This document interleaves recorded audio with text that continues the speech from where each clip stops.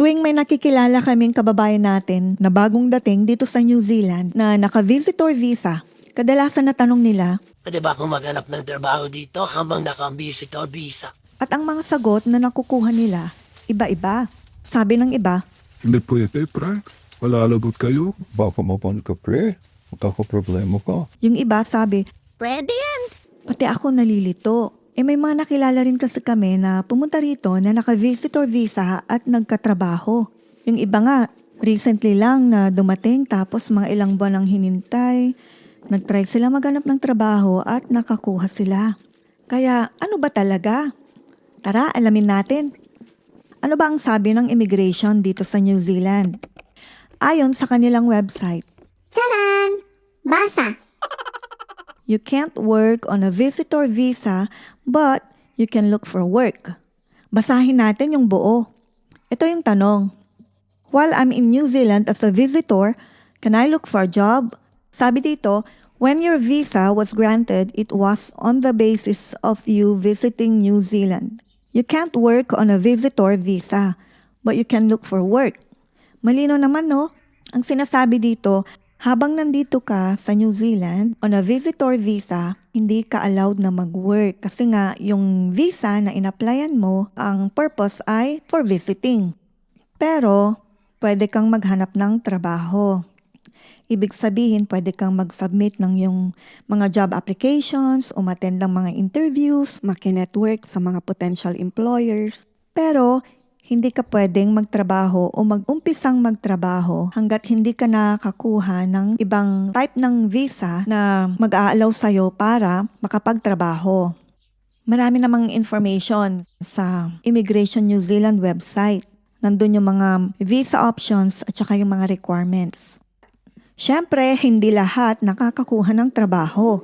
Pwedeng makahanap ng trabaho, pwedeng hindi. Depende kasi yan kung merong job opportunity para sa'yo, tsaka sa skill mo rin, tsaka sa timing. To be honest, medyo challenging kasi karamihan na employers gusto nila may right to work in New Zealand. Ayan o, parang ganyan. May mga kakilala kami na ganito ang sitwasyon. Yung iba bumalik sa kanilang bansang pinagmulan, bumalik sa Pilipinas. Yung iba nakahanap ng trabaho dito. Kaya posible siya. Pero walang kasiguraduhan. Kaya magbibigay ako ng tips kung gusto nyong ma-boost yung chances nyo. Disclaimer lang ha, hindi pa ako immigration consultant, hindi pa ako legal expert. Tips lang itong ibibigay ko. General knowledge siya. Habang nandito ka, makinetwork ka lang. Pumunta sa mga events, makiconnect sa LinkedIn at subukan ang mga job fairs o career events. Pwede ka ring mag-join sa mga Facebook groups. Gumagana rin kasi dito yung who you know, pero mas importante yung what you know. Kahit may kakilala ka, kung hindi ka naman qualified, hindi match yung skill mo, wala pa rin. Kaya apply lang ng apply at makinetwork. Meron kaming mga na-meet na kababayan natin na lahat ng Pilipino na ma-meet nila o makasalubong nila sa daan, naghahay sila, nakikiconnect, nakikipagkilala. Dapat talaga ganun. Dito naman, karamihan ng mga Pilipino, i-invite ka nila na mag-attend sa kanilang mga parties or gatherings, lalo pag nalaman nila na bago kang dating. Pag nandito kayo sa Wellington on a visitor visa at gusto nyong makiconnect sa akin, let me know at pwede ko kayong i-connect sa mga iba't ibang communities para lumawak yung inyong network. Marami naman tayong mga kababayan na matulungin, pero syempre kailangan mag-ingat pa rin. Kasi meron diyang mga, alam nyo na, yung may crab mentality, yung ayaw nilang umasenso ka, magbago yung buhay mo, o kaya makamit mo yung mga pangarap mo. Ang tawag ko sa kanila, Krabayan. Kaya, krababayan. Pag may kilala kayong ganyan, batiin nyo, Hi, krabayan! joke lang. At syempre, so gaya ng nasabi ko kanina, importante yung skill mo. Ipakita ang iyong kakayahan. Dapat compelling ang resume mo at maayos ang iyong cover letter.